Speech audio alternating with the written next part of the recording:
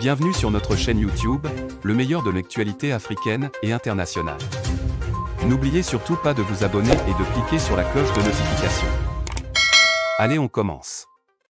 L'Agence européenne des médicaments a récemment lancé une évaluation des différentes études menées sur un anti-inflammatoire contre les formes graves du Covid.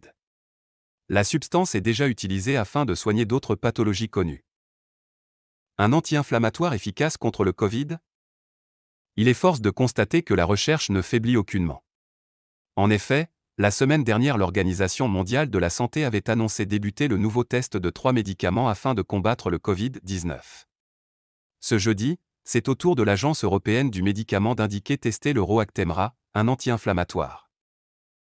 Elle pense ainsi que cette substance pourrait être utilisée dans les hôpitaux pour traiter les adultes étant touchés par une forme grave du Covid, ayant déjà reçu un traitement à base de corticoïdes et qui ont également été placés sous oxygène. L'Agence européenne a informé dans un communiqué que Roactemra est considéré comme un potentiel traitement efficace contre le Covid-19. Car il a la capacité de bloquer l'action de L-interleukine 6. Cette substance est produite par le système immunitaire en réponse à l'inflammation. Et elle joue un rôle très important dans le Covid-19. Il pourrait grandement améliorer les chances de survie du patient. D'après une importante étude, réalisée dans le cadre des essais nommés Recovery, le tocilizumab serait en capacité d'améliorer considérablement les chances de survie des patients. Notamment ceux qui ont été admis en soins critiques. Selon une autre étude, appelée cette fois Ampacta, il s'agirait plutôt d'une réduction de la probabilité de devoir être placé sous respiration artificielle.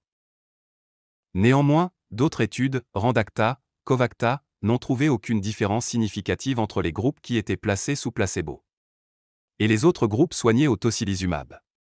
Il reste malgré tout important de savoir que les deux premières études avaient un échantillon quantitativement beaucoup plus important, ce qui est en mesure d'accroître leur portée.